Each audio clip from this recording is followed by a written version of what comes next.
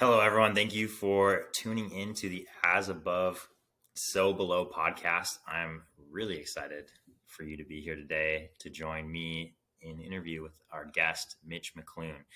Mitch is a friend of mine who we met maybe within the last year, I'd say.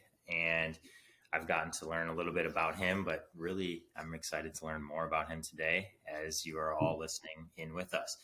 Mitch played college football and baseball, and then went on to officer training school, correct?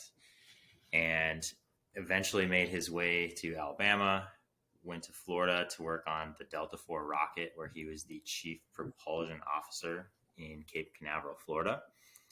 And he's also done time working as an instructor in the ROTC side of the military.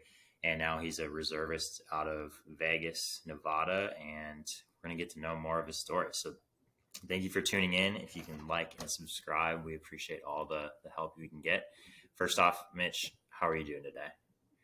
I'm great, man. Thanks for having me on. I appreciate it. Of course. So we know where you are now. You're in Vegas. You've done these things.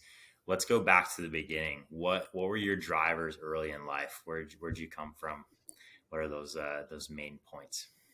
Oh man, that's a tough one. Well, early in life, so I was a sports kid growing up, just basically anything and everything you could imagine. Football, baseball, soccer, all the good stuff. I wrestled for a little bit. I was on a swim team for a considerable amount of my youth, so that's definitely come in handy, especially like competitive CrossFit or getting in the water there. But that always kind of just instilled that competitive nature in me, just like whether it was team sports or individual, but just kind of wanting to get after it and test myself and see where I stack up. I think that's like something that's very innate and different for everybody, is like your competitive drive, but it's always been something for me. Like I want to see like how I stack up against other guys. Like I wonder if I'm, hey, am I stronger than you? Can I pick up more weight? Can I do whatever it is? You kind of want to just see where you're at, push yourself to your limits and your capabilities. I love that. Did you have someone to look at, or maybe it was a bunch of people to look at when you were growing up that also mirrored that competitive nature? I would definitely say so. I have an older brother, and then definitely my dad too. So came in.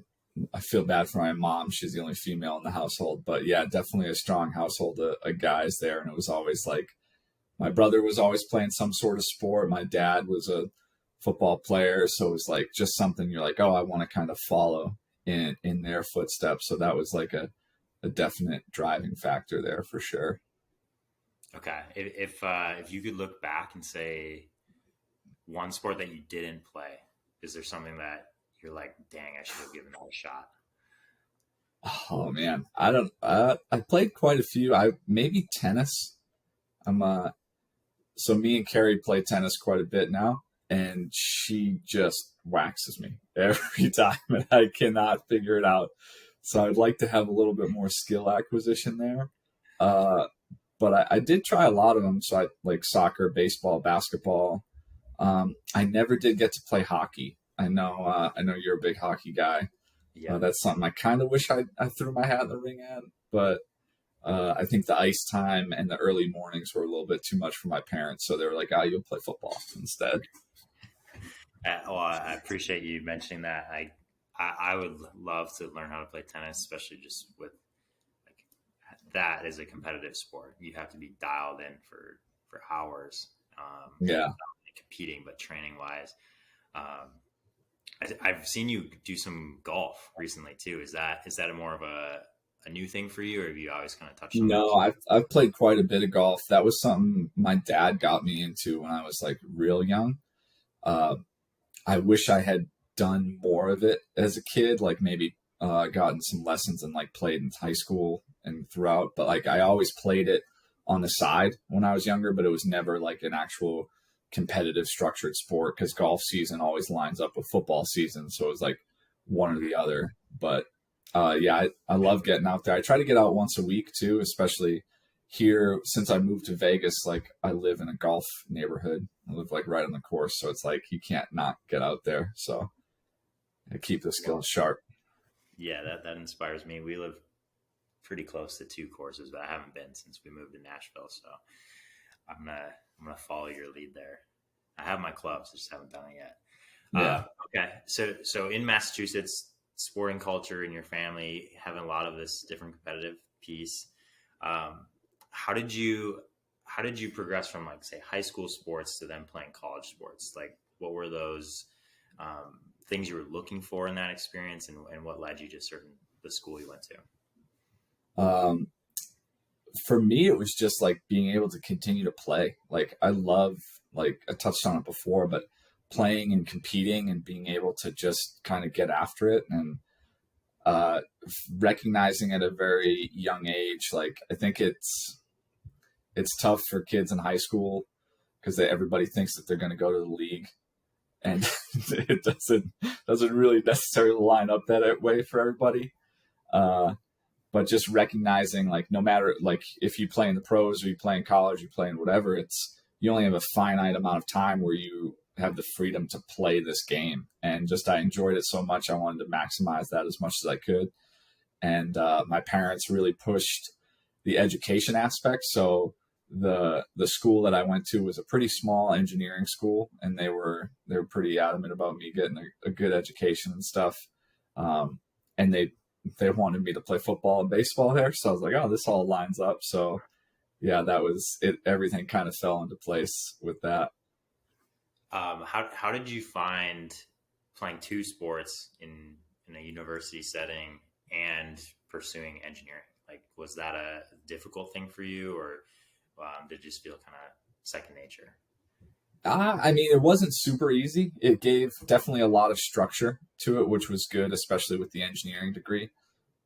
Full transparency, this is Division III college, so it wasn't like I was playing at the pinnacle, like I wasn't at Clemson or anything like that. But I mean, college sports are still. I respect Division III. I played hockey Division III, so I there we go. Yeah. So I mean, it was still quite a bit of time, and I think having those sports like lined me up where I had to be very efficient with my time and laid that structure into place. Because if you don't have that structure, you see a lot of kids, especially in engineering schools, they just kind of go, they mess around, do whatever they want. They're college partying, parents aren't there to tell them no. And then they just get like kind of snowball effect and they just get lost. And it's like, if they had some more structure, I think it'd be a little bit easier. Yeah, like less freedoms out externally, but more freedom to, like, all right, I'm focusing on this thing. Yeah. I like that. So again, similarities in our story. I went to a small engineering school my first year of college, played hockey there. And I went in thinking, all right, I'm gonna go build electric cars in 4 years, and I'm gonna work for like Tesla or a company like that. And I eventually switched the next year to a different degree, different school. But I'm curious, like, going into your engineering program, did you have an idea what you wanted to do with it, or was it more, I want to take this all in and figure it out? Yeah, absolutely none. I was very young, and my parents told me that, like, I had shown a propensity for being good at math. So I was like, okay, cool. And they're like, math and like engineering kind of go hand in hand, and engineers make a lot of money, so you should study that. And I was like, okay, Mom. And and yeah, like the young me, I didn't really think even ahead. I was like, the school wants me to play football. I can play football there. I can go study whatever this is, and I'll figure out the rest as it goes. And then kind of like as I went through, I was like, oh man, you start to feel a little hesitant, especially probably like junior and senior year. Like I don't know if this is for me. Like, but at that point you're almost done with the engineering degree. So it was definitely some challenges there, but I always knew, especially kind of like leading into the military service. So my dad he was in the Navy. So he served. So that was always kind of something in the back of my mind too, like regardless of the degree that I got, like that was always kind of an avenue that I wanted to pursue at some point. as well. So I was much less worried about like, what am I going to do as a job? Like, what's my future going to look like? It's kind of like, I'm probably going to go see what happens over there on the military side of the fence. Right on. So that kind of brings us to the point of you getting to your senior year of college, going and applying for the military and going to OTS. Did your like engineering studies, did that kind of go on pause while you went through this process, or like going to OTS, or did Not you get put into that right away in the military? Yeah, so no, not really. It was the way the OTS application process works. So it's very much like a lot of work for you to complete on your end, and then submitting a package that gets reviewed by the military headquarters and the folks that are in charge of manning. And then they decide if they want to bring you on and give you that spot for officer training school. So that was something I kind of did in conjunction through my senior and my graduate year, is put that package together and submit it. And then I got really lucky just in terms of timing. So I got notified in December of 2012 that I got selected for OTS, and my date for leaving was August of 2013. So I finished out my graduate year, graduated with my master's in May, and then had like a 2-month little break, and then went to OTS, and I was like right on into it. So it lined up really well. And it wasn't until like after I got to OTS and I talked with a bunch of other folks and learned their backgrounds of how they got there.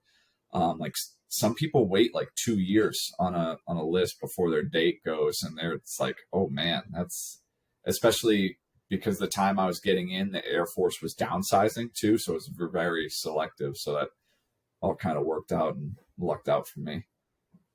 Right on, right on. That's really cool, and it sounds like the timing of it just made sense for you, like going to your finishing grad program, and then going into OTS, which I imagine had a feel of like being on a sports team.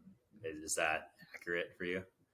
Oh yeah, definitely. With the camaraderie aspect, like the teamwork, basically everything you do in officer training school, it's all about. A lot of the curriculum is Air Force doctrine and history and rank structure and learning the ins and outs of customs and courtesies. But then there's a whole other portion of that structure that's like leadership foundations, team building, and all the stuff that goes into being like an Air Force officer. And honestly, having like a sports background and that experience, like that leverage goes a long way into like other aspects. Like you hear it a lot, like playing sports as a kid is really great for development, but like it was really useful, like having that teamwork and experience to work with a team, like in the military setting, for sure. Right on, right on. So that kind of, I mean, that did a phenomenal job of bringing up where you are and kind of the progression from there. So you're in Florida, you're working on the Delta IV rocket. What was like the moment where you're like, wow, I'm doing something that's super, super cool? From my perspective, it's dope. Yeah, I think it might have been the first day I walked out to the pad. So like you obviously on base and like you're going through in processing. I'm on like a brand new second lieutenant. I'm still trying to figure out like where the gas station is and like all this stuff, and like getting indoctrinated into your job. And then we're doing like tours of the facilities, and the first day, like actually going out to the launch pad, and seeing the rocket there, and like, oh man, like this is the real deal. Like we launch satellites in these things. I think I have a picture like back there, if you could see these guys, just kind of from my time there. But it was like, and the sheer scale of it too was just like, oh my gosh. And then so that was like the first aha moment. I think the second one definitely came the first launch. So you go through like months and months of processing, and then like the launch day of like sitting on console and seeing this rocket launch and like hearing the windows shake, and you're like, holy crap, like, yeah, we're doing something cool. So you were working as the Chief Propulsion Officer. So you're working specifically on the engine, right? Yeah. And that, do you get a sense of what it's going to be like before the launch, or is it all just like kind of simulated and those mathematics going into play? Definitely, I didn't know what to expect going into my first one, but once you've done one, you kind of know. So like the lead up to it is very, very much process oriented. There's so many things that happen once they deliver the booster to the base. So the boosters itself and the engine and everything is assembled in Decatur, Alabama, and they actually float it down the Mississippi River on this big barge, and it comes and they dock it at Cape Canaveral, and then they take it off the boat and like process it on base. So it's a lot of crazy stuff that goes into it. But like those months when it's on base, like the processing and the engine checkouts, it's very much like almost like monotonous work, just like following checklists, like make sure this pin is pulled, make sure this is going. They have to run this test, like pressurizing canisters and doing leak checks and all this type of stuff. So it's very just like kind of day to day. And then launch day, like you're sitting on console, and it's very different from those monotonous tests. It's like, okay, like we're going, and like it's my job. I'm monitoring systems and I'm checking pressures and temperatures and making sure that sensors are getting the right readings that they're supposed to. And then like they go through the countdown and they're asking their polling systems just like ready for launch, and you say go for launch, and it's like, oh geez. And once you finally see it go, it's like, yeah, this is not what the past 3 months have been like. It's very much like an adrenaline rush for that day. That's insane. I mean, it's hard for me to comprehend that, and you just did a wonderful job explaining it. So you're there for a few years, correct? 3 years, yeah. 3 years. How many launches do you work with in that time? So 8 on the Delta IV. So the two launch vehicles that we have, well, there's 3 now because SpaceX has come on board. But primarily in the 2014 to 16 timeframe, the Air Force was launching DoD payloads off of Atlas and Delta IV rockets. And typically the Delta IV, just because of the nature of the rocket, it's a little bit bigger, takes the launch process and timeline is a little bit longer for that. So it was anywhere from like 3 to 6 months in between those launches, where Atlas would go like maybe once every month or every other month. So the Atlas folks that had their, they had a few more when they're at the Cape, but I had 8 under my belt as a Delta IV guy. Wow. Again, incredible. So with all of these like experiences in Florida, working on the rockets and going through the launches, what would you say a lesson that showed up through all that process that still sticks with you is? Like what's something that you learned that like maybe you weren't aware of before that?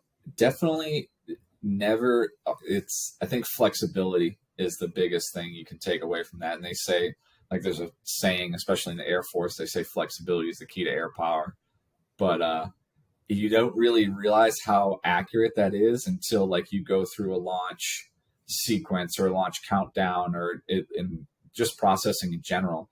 And there is never going to be a time in that whole process, like when you get the rocket on base and you go through everything, that everything goes exactly as it's scripted out to plan. And like that's true for like rocket processing, and it's also extremely true for life. Like anytime, like nothing in life is ever going to line up perfectly like you want it to, and just being flexible, recognizing that, and just being okay with it. And the more okay with it you are, and the easier you can adapt and make things work, I think the better time you're going to have. But yeah, the sooner you can realize that, the better off you're going to be, for sure. All right. Again, appreciate you going hard on those answers. So flexibility stands out. It's something that I'm sure you're still using. How did your story progress from being in Florida? Because you went in from my understanding, you went to teach ROTC. Is that the next step for you, or was there one? No, so I had one more in between there. So I did 3 years in Florida, and then my next duty station was in Albuquerque, New Mexico, which has an Air Force base there. It's not just where they shot Breaking Bad. So Right. I did some stuff there. So in Florida, the Delta IV, it's the large scale rocket launches. We think about like launching as things as big as elephants or buses. Like that's how big the satellites were. Not all satellites that need to be launched are that big. So there's a need in a venue for small scale rocket launch. Like there's companies and things that launch basically satellites like the size of this coffee cup. And it's not cost effective or like feasible to launch like 25 of these on a Delta IV that can carry 3 city buses. So what we did in Albuquerque is there's an Air Force program that utilizes our old solid rocket motors that are in the ground. So for those of you guys that aren't aware, the American public, and Russia's got a lot of them too, but there's nuclear missiles basically throughout the entire Midwest. We have hundreds upon hundreds of things sitting in the ground in silos with nuclear warheads on them, just in case things get out of hand here, which fingers crossed that never happens. But that program was started in like the 50s and 60s. And those missiles and those motors, so they're solid state rocket motors, essentially think like gunpowder and epoxy and type of stuff like that. They're only rated to sit in the ground to be launch ready for a certain number of years, 15 to 20.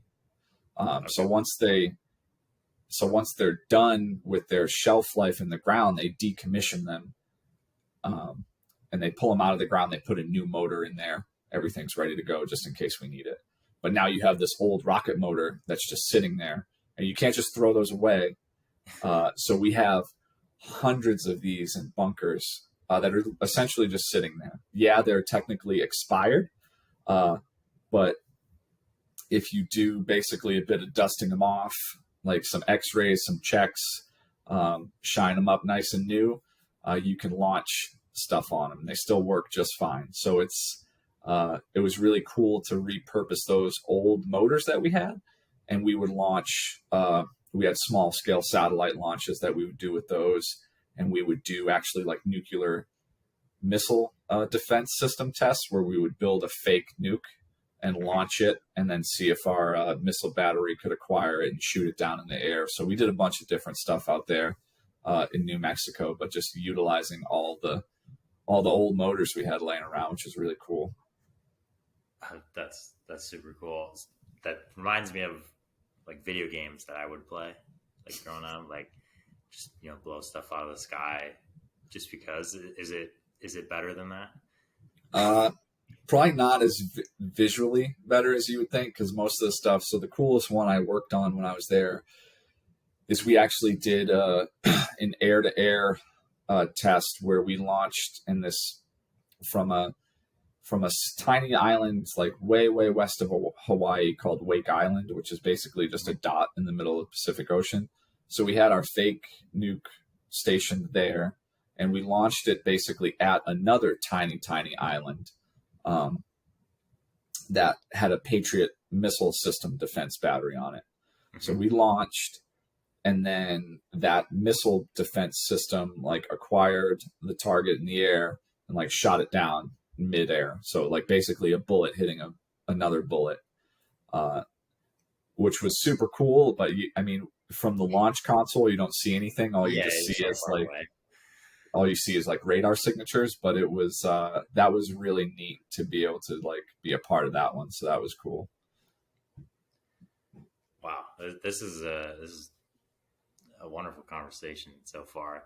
So you're in New Mexico working on this, but I imagine there's you're traveling. Yep. So I went out to Wake. That was an interesting trip, because basically the island itself is it's just a runway, and then there's 2 cement flat pads where they launched these old motors off of. There's 60 people that live there. They're not permanent residents. They just run the airfield.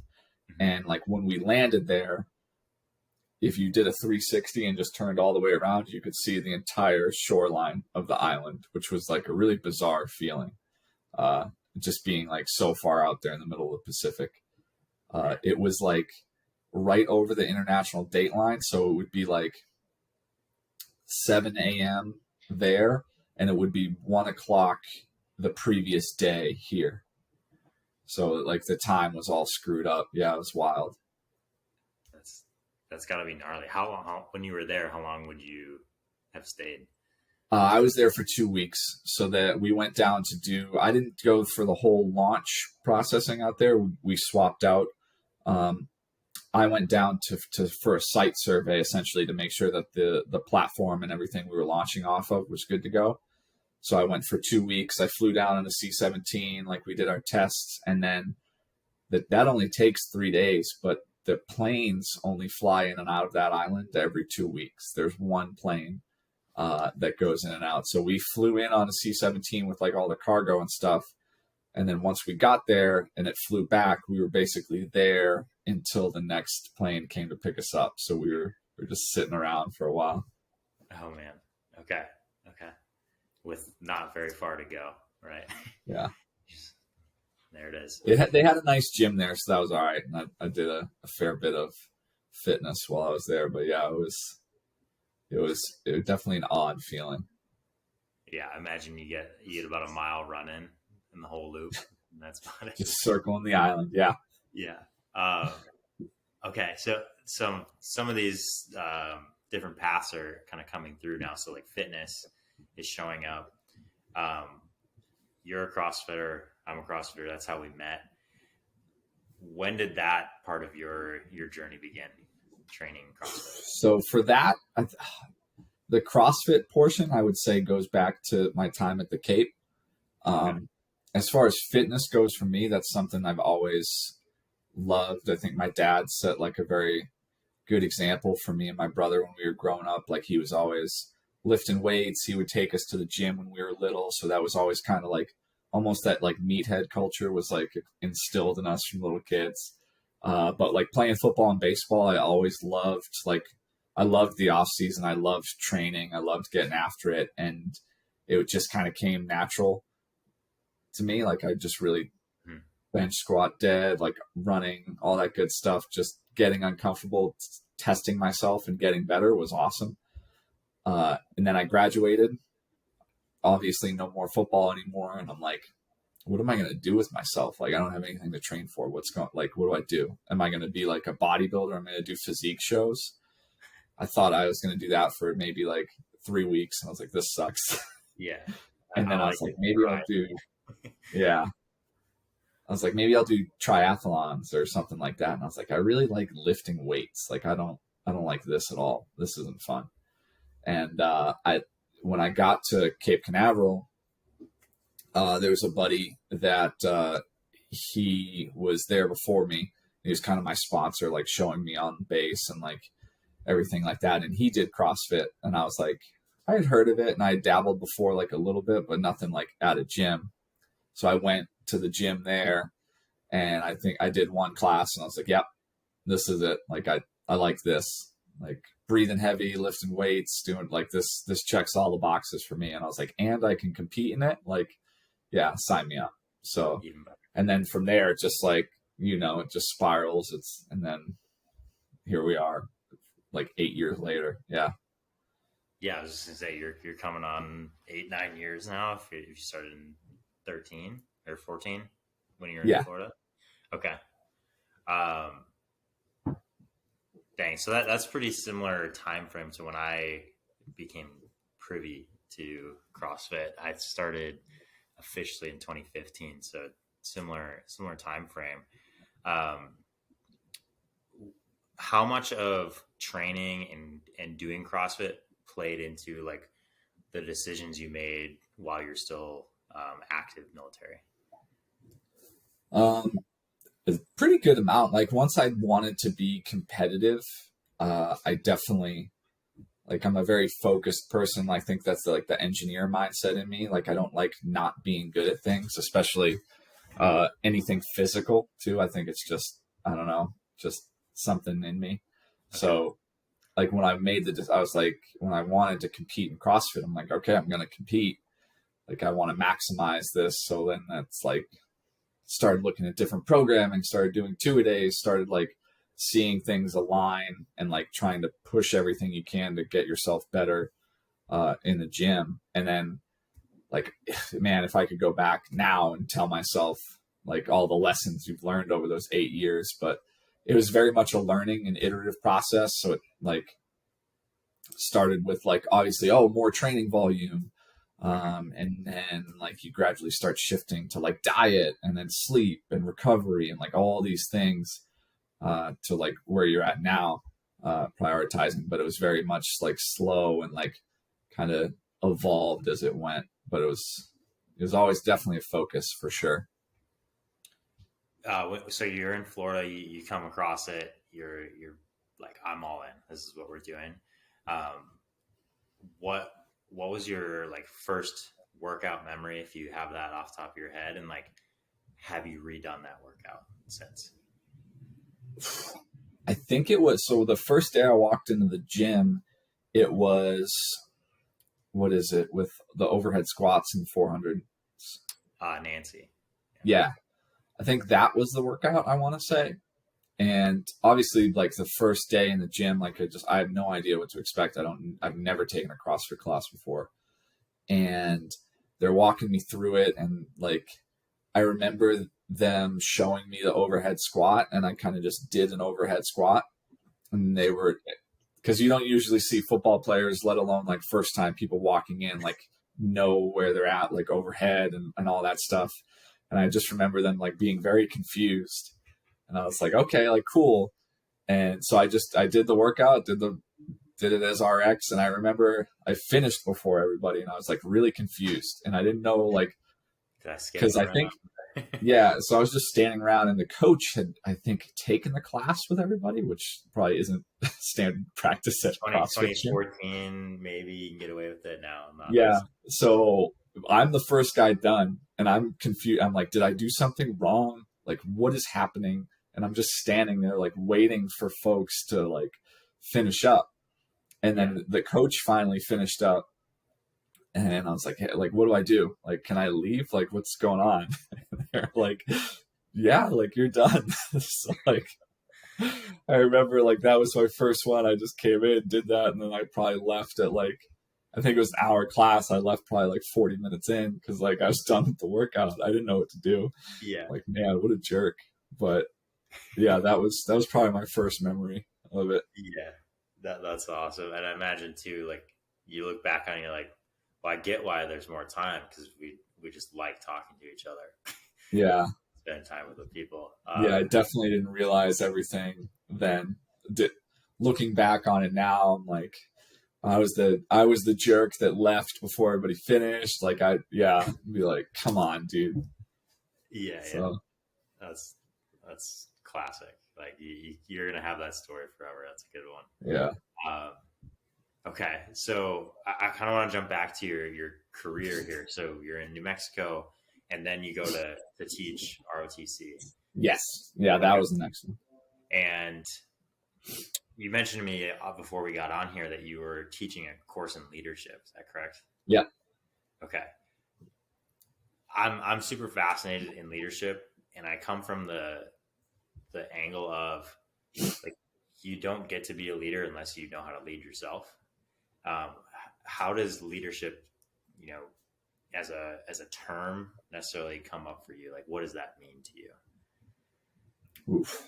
It's a tough question. I'm really there's a lot that goes into it. I think, especially after having taught the course, it's much more than people think leadership, and they automatically think like the person in front of the room or in front of the group that's like yelling and pointing at people. And it's very, very much deeper than like somebody telling somebody what to do.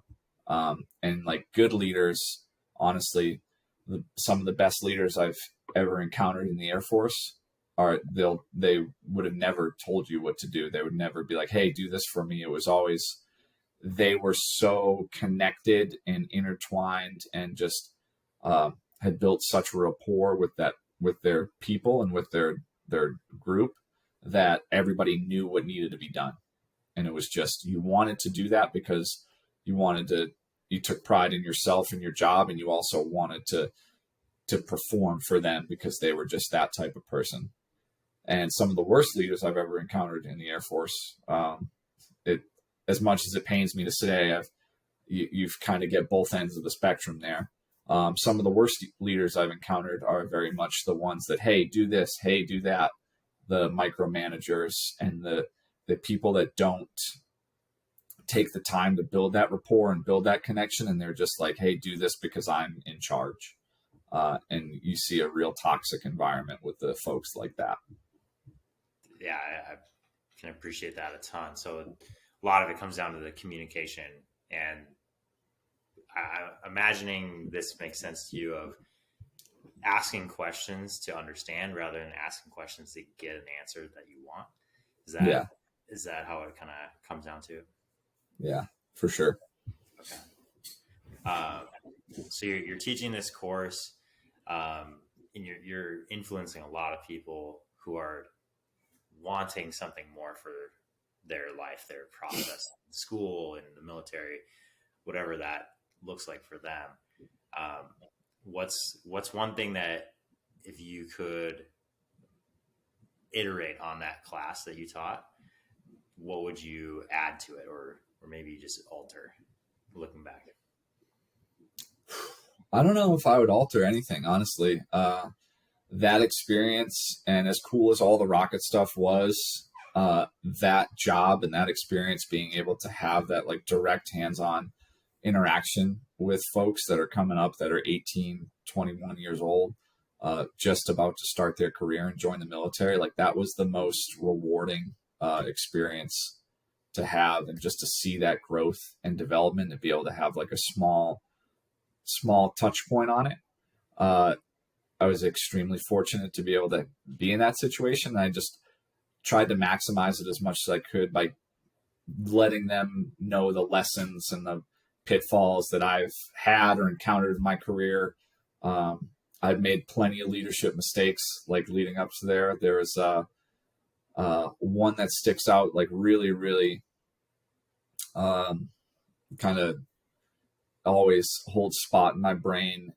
Honestly, for me, it was a big turning point for my career, and then just for my outlook in life in general. So I applied to be a TAC-P officer, which is a member of the Special Forces career field. For the Air Force, basically, they hold radio and call in air support and work with a lot of SEAL units and do some pretty intense stuff, kicking down doors and shooting bad guys. And that was something I wanted to kind of be a part of. I wanted to have a more direct, hands-on kind of feel for the mission, instead of the guy sitting behind the desk launching rockets. Like, I was always like, oh, if somebody else is down there, downrange, like I kind of want to be that guy. So I went through selection for that, which is a whole process. Basically, they take you out for a week in the woods of Texas with a bunch of other selectees who applied for it, and they went through the boards and brought this group together, and they just crush you for a week. Physical training, all this stuff, like you don't sleep. It's basically everything you see on TV, like everything you think of. So I made it through that, go through the end of the week, and I'm sitting in front of the colonel who is in charge of the program and is in charge of the selectees who they ultimately bring on board or not to go through the pipeline. And I think we started with like 40 guys in that group, and like I think 20 of them quit like during the week. So there's 20 of us left, and I'm fully expecting, I'm walking in there like, oh, he's going to tell me I did such a great job and I'm going to get picked up and I'm going to get selected. And he sat me down, like I reported in, sat down, and they went through the whole thing, and they're like, good job completing the training. Like physically, you crushed it 100%, like no issues there. And it's like, we want to let you know that you're not one of our selectees to move on. And basically, like that was the light bulb in my head that went off. My leadership style at that time was very much the guy that yells at everybody uh, to get everything done, and that's especially in that environment is not the way you want to go about stuff. And it took me like that was a kick in the gut as far as like, oh shit, like you are not where you think you are.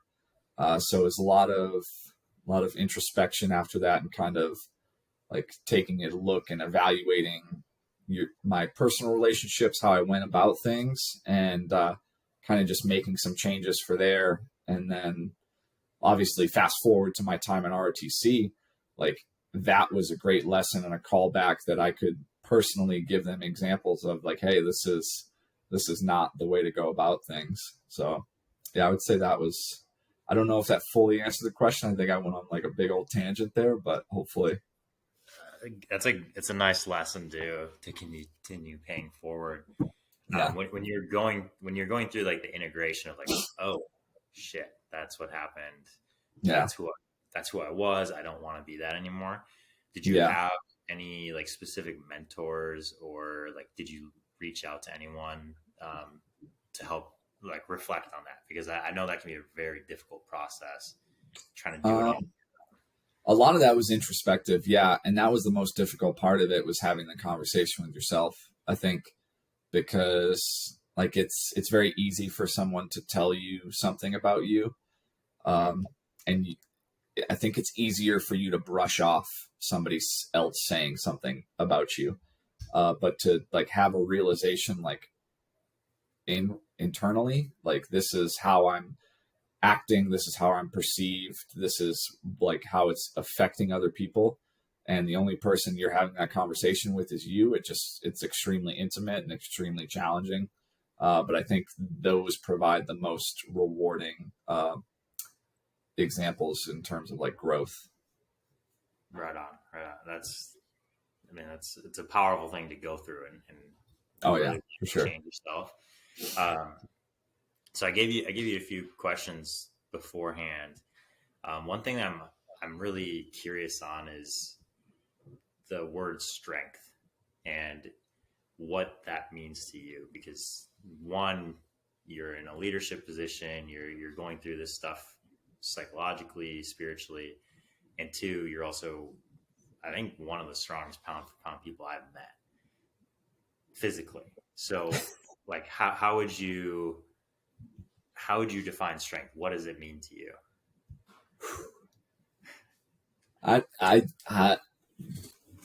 think the ability to handle load just jumps out to me, and whether that's physical load like gravity, weight, or like mental, spiritual, emotional load. I think that those kind of both go hand in hand. And that doesn't mean, especially like being strong, it doesn't mean you need to shoulder it all by yourself, especially if it's physical, or especially if it's mental or emotional. Definitely leaning on your peers and having that outlet. But I would say, I think that's kind of a broad brushstroke answer. I think covers both of them pretty well. Yeah. But yeah, just your ability to support external load. This may be more straightforward. How do you build your strength? So mentally, a lot of that comes from having those difficult conversations, whether it's with peers, significant others, or with yourself in the mirror, and really going through that introspective self-reflection of things you can do better, what maybe things that are hanging you up, or where you're at personality wise.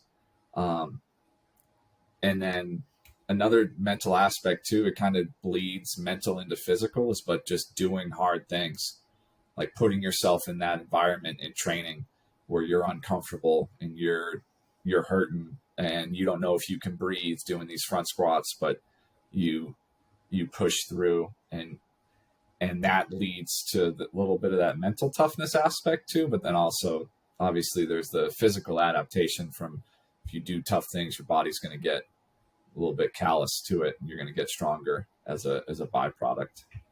A lot of it too, like you don't get stronger without putting like you can't get stronger without putting yourself under some form of resistance, and whether that's the conversations resistance part of it and the mental physical the mental emotional side, or the getting underweight resistance on the physical side. I think those both tie in.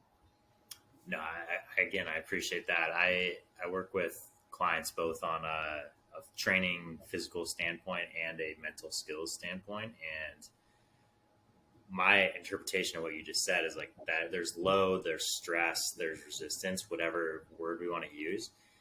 When we can understand where it's coming from, that gives us direction to go. So like if I'm just like going to the gym and getting hammered by every workout every day, and I don't really know what needs to be worked on, I'm not really going to progress. But if I can understand like, okay, my overhead position is not there, like you go into do Nancy the first workout and it's like, oh, I'm solid here, the stress is going to be somewhere else. I can put my energy in that focus. For sure. All right, that's really cool. So you got the idea of strength, like its ability to handle load, and how do we get more strength, or how do we build strength, is understanding the load and going after it. Right? Whether it's the best day you've ever had or it's the worst feeling you've ever had going into a situation, just knowing like, okay, I'm going for this, and that eventually will pay off and make you stronger. Okay. So with the idea of strength and training going on, where do you see yourself going with your own competitive career? Yeah. A competitive CrossFit career? If that's top of mind, let's go there. So I'd like to keep doing this as long as I can. I mean, it's been eight years or so already. My body feels great. So I'm 32 now.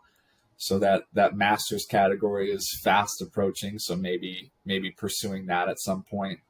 Obviously, as you kind of go up in age, there's the fine balance between like competing and then personal life and family. And I always want to make sure that I have that good balance and good relationship. So hopefully can manage the two as they come. This year, hopefully can get a few other folks together and get a CrossFit Games team together. Fingers crossed there. Putting that on the record. So that's the goal for this year, to get some other folks out there and get after it. I think that'd be really fun. Especially going back to that team aspect, like working with others towards a common goal. Team sports and military, it's kind of goes hand in hand. So that'd be another step on that one. I love that, and I'm appreciating you manifesting that on this recording. Let's put it out there. Let's get Mitch some teammates. And if Raph was listening to this, best of luck. We're trying our best. Whoever wants to move to Vegas it's really nice here. It is. It's dry. You don't have to worry about humidity, which is my everyday existence here. So, right on. So, do you have any moments in your competitive CrossFit career where you're like, wow, that was super cool. I can't believe I did that. Probably, I think the one that jumps out was probably the most recent one at semis this year. The lifting complex for me was kind of a big win. I do love barbells and everything like that. For me, I was the last person in 119 that snuck into that semi. So that event being first, I kind of went into it with like a chip on my shoulder, like, okay, like you're the last guy here. Like I wanted to show that I deserved to be there, and I was kind of getting after it. So that was just really fun to get to throw the barbell around. I ended up hitting all three of my lifts. I hit 320, which put me in the top 10 for that event, which was super cool. I think I was probably one of the smaller guys to hit that weight. So I was like super pumped about that. And it was a really fun way to start off the weekend. It was really, really memorable for me, just kind of being on that stage, like seeing the broadcast cameras there and everything like that was pretty cool. Because I mean, I had been to other competitions like Wodapalooza or you name it, sanctionals whenever they did those. I went to like Australia and did a few of those when it was like the weird environment, but this was like the first big like in-person CrossFit sanction. Like you win this, you go into the CrossFit Games type thing. So like sharing the stage with like Noah and Saxon and all those guys was like, okay, like this is really cool. So that was probably it. Yeah, and you deserve to be there. You were ready to go. It was fun to watch from my perspective at home, still training for 2 more weeks. I am so happy that I didn't have to go in the later weeks, because even that one was week 2 and it was still a little bit of like, huh. But like Atlas Games, you guys were last. I was like, I couldn't imagine. Yeah, that was the hardest part. Is like, I'm fortunate to be here in Nashville and training with an awesome group of people. It went, we had 9 people training before Syndicate, and then 3 people dropped off, and we're at 6, and then it's 2 of us for Granite Games and Atlas Games, and it was just so quiet in the gym. Yeah. Like, from my experience, we didn't get the Atlas workouts until like 4 days before, so it wasn't worth testing them all out. So I had done like every Syndicate workout, every MAC workout, every Granite Games workout with people doing them live. Yeah. And I'm just like, man, I'm ready to go. Yeah, I bet. Back. Yeah. Okay. So building off of that experience, looking ahead, what are like 3 things that stick out that you're really grateful for in your day? Like where you are right now, where are you grateful? Definitely the first one, I would say significant other. Carrie is definitely the highlight of my day. It's a big step. I actually exited the military, so I went into the reserves and moved to Vegas because of our relationship there. So getting to spend time with her and just enjoying that, whether it's like eating dinner or training or you name it, just kind of like hanging out, watching TV. We don't watch too much TV because we're both kind of stir crazy. So we'll do like 20 minutes at a time and then go for like a walk or something. But that is definitely up there on my grateful for list. And then kind of similar to you. So I'm here in Vegas. I have an awesome training environment, like the best people, the coaches, the whole crew. Like it's just really fun to be here. I don't get to make it into the gym as much as I'd like to, just because I work. So I'm one of the few folks with a full-time job. But when I do, it's always really fun. And then last one, probably just health and family. I'm extremely fortunate to have an awesome support system family-wise. Get to talk to my mom and dad and brother quite a bit, and just get to do what I love to do. Like I get to work out and get after it. My workout sessions are briefly interrupted by time on computers sending emails, but other than that, it's awesome out here. That's great. Just like, building it all together. Last few questions. If you could, I'm stealing this one deliberately. If you had a billboard that could say anything you want, what would that billboard say? Is the billboard like an advertisement, or is this just like a billboard in general? You're putting it could be a lesson, it could be a phrase, whatever like you think would be useful on a billboard. Ooh, man. There's a lot of lessons and things I feel like people should have them reminded on a daily basis. I think now I would trend the message somewhere in the realm of just being nicer and more understanding. I think folks, especially now, it's very easy for people, and I don't know if it's politically or just the nature of the world, but just to get angry at things. And at the end of the day, like, you're all just people. Like, you got hopes, wants, desires, like family, friends, needs. And the more like understanding and nice and kind of open you can be to other folks, I think the better off we're going to be. So something like that posted would be a good reminder for folks. Yeah, that makes good sense. It's cool to hear, like, from someone that I relate to, just from what we do day to day, who's very competitive, but also, giving mind to, be kind, be understanding. It doesn't mean you need to know everything or understand everything someone's going through. Showing up and being graceful, being kind, huge. Right on. I thank you for joining me today. This is an awesome conversation. I'm super excited for everyone to have listened to this point. If people want to, follow your journey, where can they catch you? So basically Instagram, I would say. I don't post very often. I do quite a bit of stories daily. I think it's probably my biggest outlet. I'm not a huge post and captions guy, but if they want to see what I'm doing daily and working out, or just getting whooped by Carrie in tennis, or whatever it is, then there's probably the best bet. Okay, right on. Well, thank you, Mitch. I'm very, very grateful for you jumping on here and for allowing me to get to know you even more. I just want to thank everyone else for listening.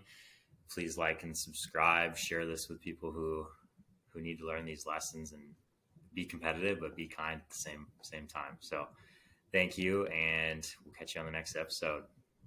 Peace. Appreciate it, man.